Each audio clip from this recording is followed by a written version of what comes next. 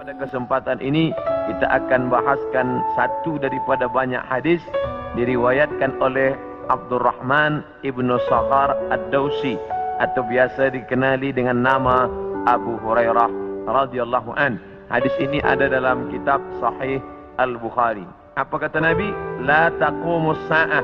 Hari kiamat tidak akan terjadi hatta hingga yuqbadal ilmu. Yang pertama, dalam hadis ini ada 6 tanda. Ini yang akan kita bahaskan. Yang pertama, yuqbadal ilmu. Ilmu dicabut. Innallaha la yaqbidul ilma intiza'an. Allah tidak mencabut ilmu seperti mencabut pokok kayu dengan akarnya sekali. Lalu bagaimana ilmu itu tercabut? Bi mautil ulama, dengan meninggalnya ulama. Ketika Imam Syafi'i meninggal, maka berapa cabang ilmu hilang. Imam Syafi'i alim dalam bahasa Arab, Imam Syafi'i alim dalam tafsir, Imam Syafi'i alim dalam fiqh, Imam Syafi'i alim dalam hadis, bahkan bergelar Nasirus Sunnah. Imam Syafi'i yang pertama kali menyusun usul fiqh. Lalu kemudian ketika meninggal, masih ada digantikan oleh murid-muridnya, Al-Muzani, Al-Buwaiti, Rabi' Al-Muradi. Tapi kemudian makin ke bawah, maka hilanglah ilmu. Maka yang muncul orang jahil yang kemudian dianggap sebagai orang berilmu. Wal'iyadzubillah, na'udzubillah. Maka saya pribadi tak pernah berkata menurut paham saya, menurut pendapat saya, kerana saya takut tergolong dalam orang yang disebut Nabi al-juhala, orang jahil tapi seperti berilmu. Zahirnya orang menyangka berilmu padahal tidak. Maka selalu saya mengambil pendapat ulama. Menurut pendapat Imam Syafi'i, menurut pendapat Imam An-Nawawi, menurut pendapat Ibnu Hajar Al-Asqalani, menurut Imam Az-Zahabi, menurut Imam Jalaluddin Abdurrahman As-Suyuti, untuk menyelamatkan diri daripada juhala. Na'udzubillah. Maka nanti kata Nabi SAW, sebelum hari kiamat bermunculanlah juhala kerana pandai berbicara, kerana berpakaian ulama. Al-juhala yalbisuna libasal ulama.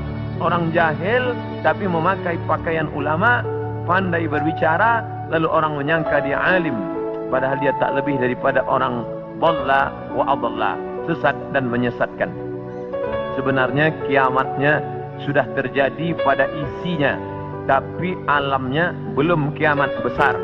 Maka kata ucapan Nabi SAW dalam suatu hadis, idza wussidal amru ila ghairi ahlihi, bila diberikan suatu perkara bukan kepada ahlinya, bukan kepada orang yang faham, fantaziris sa'ah, maka tunggulah kiamat. Makna kiamat di situ bukan kiamat alam semesta, tapi kiamat isinya. Bila pembinaan masjid ini diberikan kepada orang yang tidak pakar, tidak memiliki kepakaran pada bidang itu, fantaziris sa'ah, maka tunggulah sa'ah, kiamat, hari kiamat. Makna kiamat di situ bukanlah kiamat alamnya, tapi isinya sudah kiamat. Begitu juga dengan ucapan Nabi tentang masalah idza waqa'a ala ahadikumul qiyamah, bila terjadi kiamat pada salah seorang kamu, wa fi yadihi fasilah, di tangannya ada anak korma, fal yaghrisha, tanamlah, kerana dia akan menanam itu, lalu kemudian dia mati. Bagaimana mungkin kiamat terjadi pada satu orang? Maka makna kiamat dalam hadis ini, alamnya tidak kiamat, tapi orang itu mengalami kiamat, maknanya mati dia. Na'udzubillah. Oleh sebab itu maka bahwa kiamat sudah terjadi pada isinya, ya, kerana banyaknya orang jahil. Oleh sebab itu alhamdulillah kita di Malaysia masih ada para ulama, masih ada para mufti, masih ada para habaib. Maka kita datang ke majlis-majlis mereka, hindari majlis-majlis orang-orang jahil yang tidak diketahui sanad ilmunya, yang tidak diketahui dapat dari mana, bahkan mendakwa mendapat dari mimpi. Langsung berjumpa dengan Syekh Abdul Qadir Al-Jilani, langsung saja terus mendapatkan zikir talqin dari Rasulullah SAW tanpa bersanad, tanpa berguru. Padahal para imam mengajarkan kita ada namanya sanad. Al-isnad minad din, sanad itu bahagian dari agama.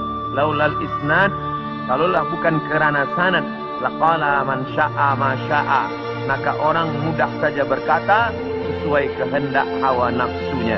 Begitu kata Imam Abdullah ibn al-Mubarak, salah seorang ulama hadis yang amat sangat tinggi ilmunya.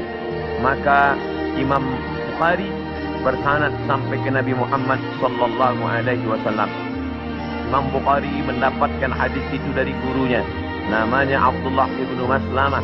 Abdullah ibn Maslamah mendapatkan dari gurunya, namanya Malik bin Anas. Malik bin Anas mendapatkan dari gurunya, namanya Abu Sinad. Abu Sinad mendapatkan dari gurunya, namanya Al-A'raj.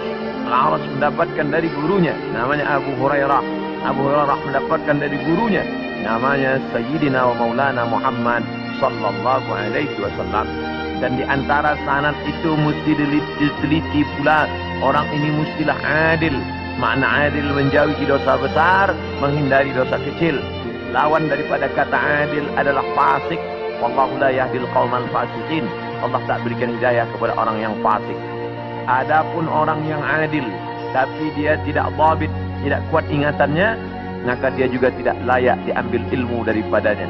Oleh sebab itu apa kata Imam Malik bin Anas, guru Imam Syafi'i? Makamnya di Baqi di samping Masjid Nabawi, meninggal tahun 179 Hijrah.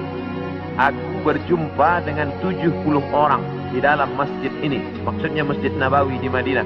Andai aku minta satu di antara mereka berdoa, maka turun hujan, saking makbulnya doa mereka. Tapi tidak aku ambil hadis satu pun dari ke-70 orang itu. 70 orang zuhud, ahli ibadah, abid, banyak ibadahnya, kabul doanya. Andai aku minta satu orang berdoa, turun hujan, begitulah kabulnya. Tapi aku tidak mengambil ilmu dari mereka kerana tidak dhabit, kuat ingatannya. Begitulah ulama menapis supaya jangan sampai mengambil ilmu daripada orang jahil.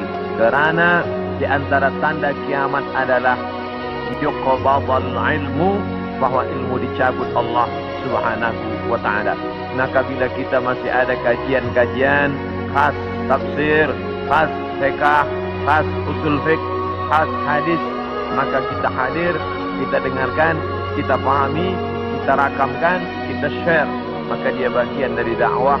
Tapi bila itu sudah tampak banyak menebar, sebenarnya salah satu daripada tanda